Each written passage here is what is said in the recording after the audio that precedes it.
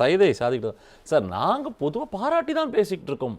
ஒரு குறிப்பிட்ட திமுக தரப்பினர் தான் ஒரு பக்கம் தான் எங்களை சொல்கிறீங்களா பாருங்கள் நாங்கள் யார் இப்போ தயநிதி மாறன் போன்றவர்கள்லாம் அதற்கான எதிர்வினைகள் ஆற்ற வேண்டிய அவசியம் இல்லை. நாங்கள் சொல்லலையே சார், நாங்கள் டீலிமிட்டேஷனில் தெளிவாக இருக்கோம், நாங்கள் எதிர்க்க போகிறோம். எங்களை தாண்டி இது திருப்பி அதை பற்றி ஏதாவது ஒரு மாற்று கருத்து இருந்தால் அவர்கள் தமிழகத்தின் நலனுக்கு எதிரானவர்கள், நாங்கள் தெளிவாக சொல்லிட்டோம் அப்படின்னு சொல்கிறாங்க. அதை நீங்கள் எப்படி பார்க்குறீங்க? முதல்ல இந்த விவாதத்துக்கு தலைப்பு வைத்ததற்கே திராவிட முன்னேற்ற கழகத்தின் சார்பில் மாலை முரசுக்கு என்னுடைய கடுமையான கண்டனங்கள் தமிழ்நாட்டில் 10 நாட்களாக 15 லட்சம் குடும்பங்களுக்கு கூடுதல் மின் கட்டணம் வந்ததாக தமிழ்நாடு தமிழ்நாட்டில்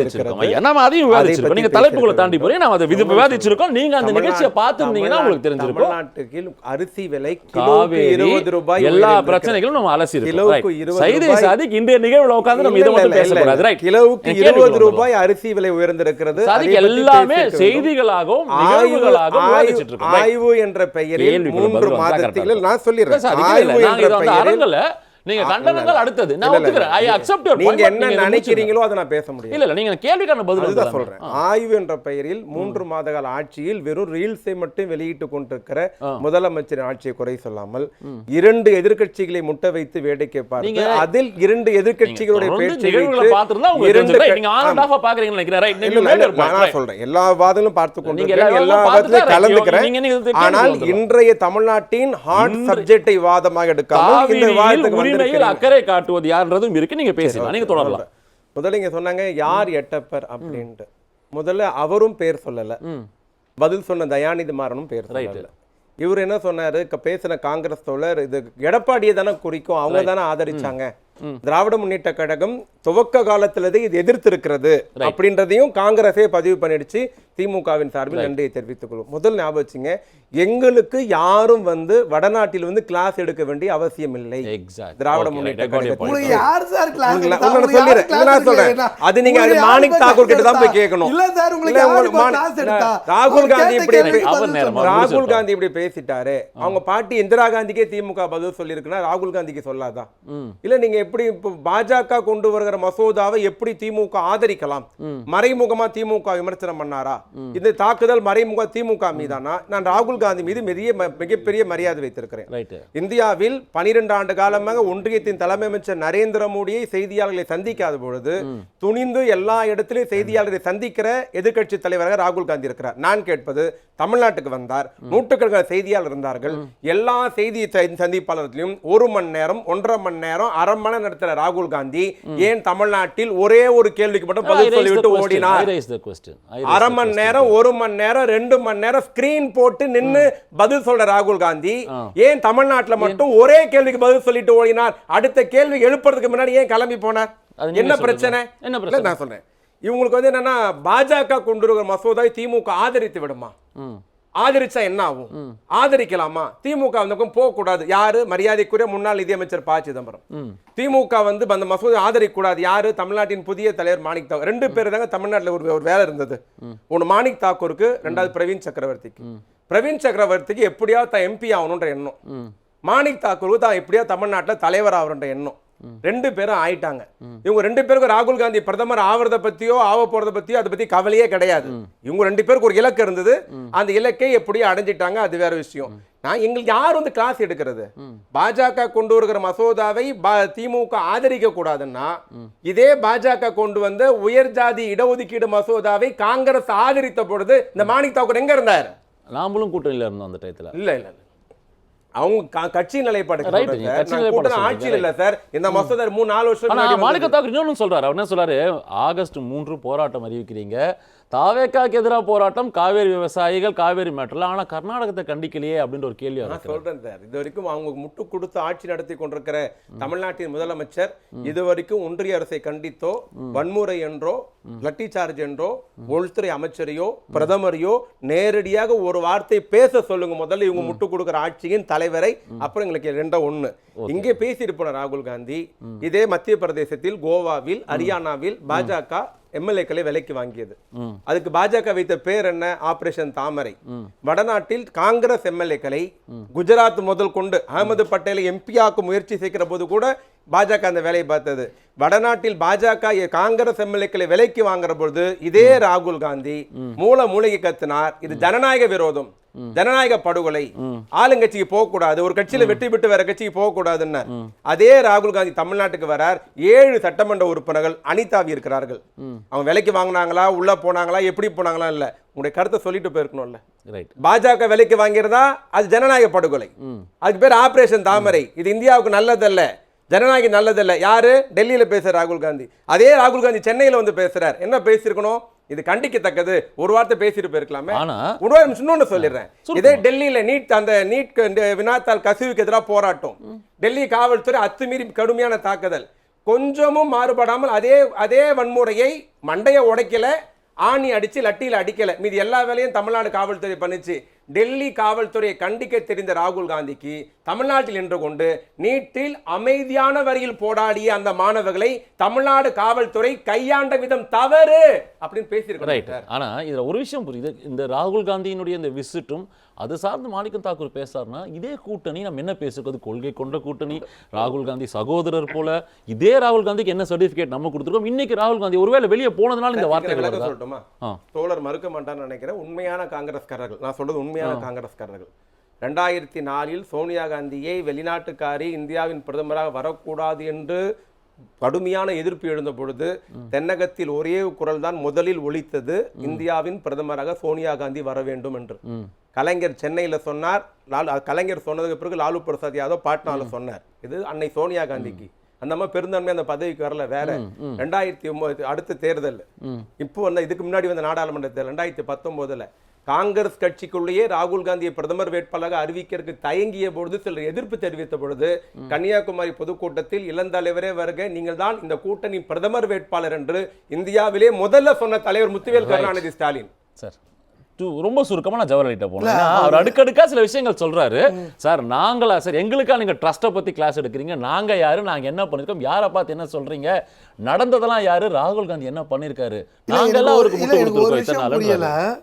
உங்களுக்கு யாரும் கிளாஸ் எடுக்கல, உங்களுக்கு கிளாஸ் எடுக்கிறது எனக்கு வேலையும் கிடையாது. சரிங்களா, என்னன்னா நீங்க அரித்மெட்டிக்கலா என்ன காம்போசிஷன் 2026 எலெக்ஷன் ரிசல்ட்ஸ் வந்ததுல உங்களுக்கு நீங்க சொல்றீங்களா, இது எல்லாமே நீங்க 2026 எலெக்ஷனை பேஸ் பண்ணி தான் பேசுறீங்க. சரிங்களா, அன்னைக்கு என்ன காம்போசிஷன், வேற யாருக்காவது ஏதாவது ஆட்சி அமைக்கிறதுக்கு ஏதாவது ஒரு வாய்ப்பு இருந்ததா? இட் இஸ் ஆல் அபௌட் கொள்கைன்னு சொல்றாரு. நம்பர் செகண்டரி சார், எங்களுக்கு கொள்கைன்றாரு அவரு. நான் சொல்றேன் சார், உண்மையாலே இந்த ரெண்டு கட்சிகளும் ரொம்ப தீவிரமா பயணிச்சாங்க.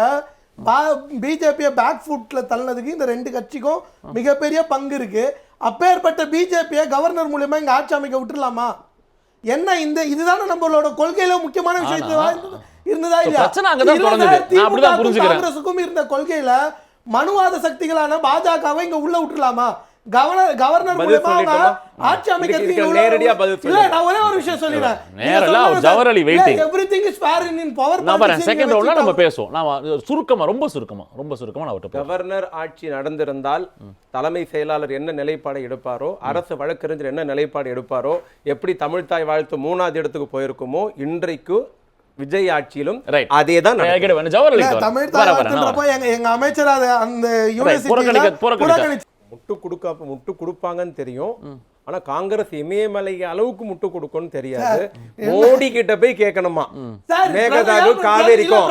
ஆனா தமிழ்நாட்டு முதலமைச்சர் வாயே திறக்க மாட்டாராம். எப்படி டெல்லியில இருக்கிற மோடி முதல்ல. ஒரே நிமிஷம் தோழர் சாதிக் அவர்களுக்கு நான் சொல்லிடுறேன். நீங்க சொன்னீங்க ஜனநாயகத்துல எல்லாருக்குமே கருத்து இருக்கு, எல்லாரும் சொல்ற கருத்துக்களையும் நம்ம பரிசீலிக்கணும், கருத்துக்களை நீங்க முட்டுன்னு சொல்ற வார்த்தையை என்னால ஏற்க முடியாது. சரிங்களா, ஜனநாயகத்துல அனைத்து கட்சிகளும் இந்த விஷயம் மாநில இஷ்யூல கருத்து சொல்றாங்கன்னா எல்லா கருத்துக்கும் நம்ம மதிப்பு கொடுக்கணும். நான் ஒரு கருத்தை மறுக்கிறேன்.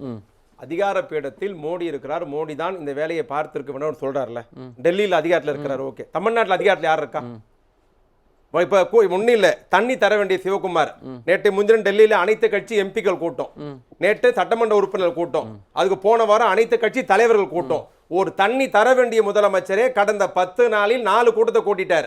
அதிகாரி கூட்டம், ஆள் கட்சி எம்பி கூட்டம், எம்எல்ஏ கூட்டம், சட்டமன்ற கூட்டம், அனைத்து கட்சி கூட்டம்.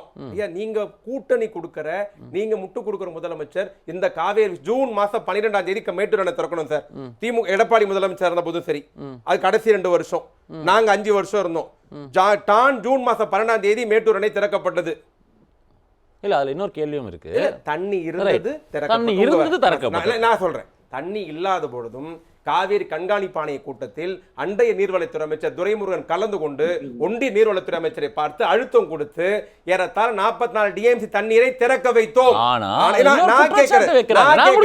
என் கேள்வி உள்வாங்கிடுங்க. ஆனா ஒரு முதல்வர் போய் பார்ப்பதே குற்றம் அப்படின்னு சொல்லக்கூடிய இடத்துல ஏங்க பார்க்குறீங்க அப்படின்ற கேள்வி எழுப்பும்போது அவங்க சொல்கிற வாதம் என்னன்னா, சார் இதே தான் சார், தேர்தலுக்கு சில மாதங்களுக்கு முன்பாக பெங்களூர் போகிறாரு, இந்தியா கூட்டணி கூட்டத்துக்கு போகிறாரு, இதே டிகே சிவகுமார் பக்கத்தில் உட்கார்றாரு, ஸ்டாலின் பேசுறாரு, காவேரி பற்றி பேசினாரா?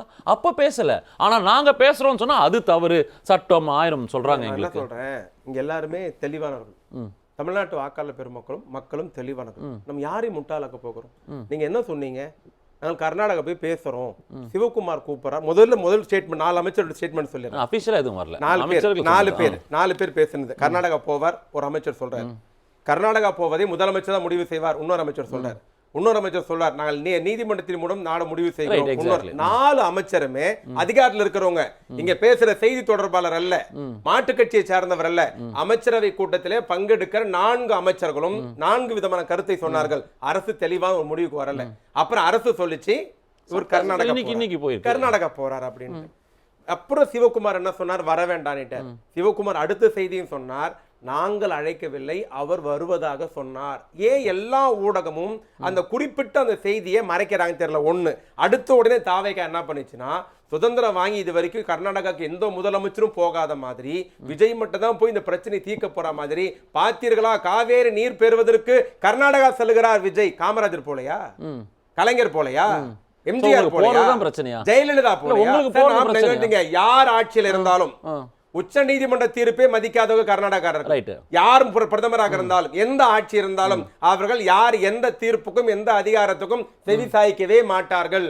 நாம் ஒவ்வொரு முறையும் நீரை பெறுகிற பொழுது போராடிதான் பெற்றிருக்கிறோம், வழக்கு மூலமா தான் பெற்றிருக்கிறோம், நீதிமன்றம் மூலமா தான் பெற்றிருக்கிறோம். ஆனால் ஜெயலலிதா இருந்த பொழுதும், எம்ஜிஆர் இருந்த பொழுதும், ஜெயலலிதா இருந்த பொழுதும், கலைஞர் இருந்த பொழுதும், ஏன் நம்ம தலைவர் ஸ்டாலின் இருந்த பொழுதும் எல்லா கட்சியும் ஒரே ஒரு விஷயம் கேட்டுடுறேன். What do you expect the Tamil Nadu government to do? All party meeting? ஆமா சார், நீங்க முதல்ல சட்டமன்ற கூட்டத்தில் கூப்பிட்டு பேசுங்க, சட்டவல்லுநரை கூப்பிட்டு பேசுங்க, முன்னாள் முதலமைச்சர் 2 பேர் இருக்கிற அவங்களும் கூப்பிட்டு பேசுங்க. என்ன சார் ஒரு வாயை திறக்கல சார் இன்னும் நீங்க. ரைட், நீங்க ஒரு செய்தியை அழுத்தமா மக்கள் மத்தியில திணிக்கிறீங்க. யாரு?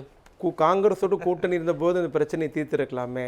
பெங்களூர் அனைத்து இந்தியா கூட்டணிக்கு ஹரியானாவில் காங்கிரஸ் பிஜேபி ஆட்சி, டெல்லியில பிஜேபி ஆட்சி, அங்கேயும் நதிநீர் பிரச்சனை இன்று வரை ஓடிக்கொண்டு ரெண்டுமே ஒரே ஆட்சி, ஒரே தலைமை கீழ் இருக்கிறது. கர்நாடகாவில் பாஜக இருந்த பொழுது, மகாராஷ்டிராவில் பாஜக இருந்த பொழுது 2 பேருக்கு நடுவில் இருக்கிற அணை நதிநீர் பிரச்சனை இன்று வரை ஓடிக்கொண்டிருக்கு. வேற வேற கட்சியெல்லாம் விடுங்க, ஒரே கட்சி ஒரே முதலமைச்சர் இருக்கிறது. நாங்க சொல்வது, ஐயா தமிழ்நாட்டுல காவேரி நீர் எங்க வந்து விழுது? பில்லகூண்டுல இருந்து விழுந்து பூம்புகார்ல போய் சேருது. எத்தனை மாவட்டங்கள் காவேரி நீர் விவசாயி பயன்படுது, எத்தனை மாவட்டங்கள் குடிநீருக்கு பயன்படுகிறது, இது எவ்வளவு நீளம் பாயுது, எத்தனை டேம் இருக்கு, எல்லாருக்கும் முதலில் அதை நீர்வளத்துறை அமைச்சர் தெரிந்து கொள்ள வேண்டும், வேளாண்மை துறை அமைச்சர் தெரிந்து கொள்ள வேண்டும். அப்படி தெரிஞ்சுக்கினாதான் ஓ காவேரி இஷ்யூனா இவ்வளவு பெரிய இஷ்யூவா என்பதை அவர்களாலே உணர முடியும். ஆனால் நான் சொல்லிடுறேன், காவேரியை போய் ஆய்வு பண்ண வேண்டிய நீர்வளத்துறை அமைச்சர் கூவாத்தை போய் ஆய்வு பண்ணிட்டு இருக்கிறார். இது தமிழ்நாட்டுக்கு வந்த சாபக்கேடு. ரைட், கேட்டு இருப்பாங்க. நம்ம அது இன்னொரு தலைப்பாக நம்ம தனியாக பேசுறோம். ரைட், நன்றி. ஆக யார் எட்டப்பன், மோதிக்குளம் திமுக காங்கிரஸ், காவிரி முதல் தொகுதி மறுவரை வரை தமிழ்நாட்டு உரிமையில் அக்கறை காட்டுவது யார் பார்த்தோம். அஃப்கோர்ஸ் அசம்பிளி செஷன் ஆரம்பிக்க போது, பட்ஜெட் செஷன் அது அங்கே எதிரொலிக்க போகிறதா. இன்று ஒரு போராட்டத்தை பார்த்துருக்கோம்.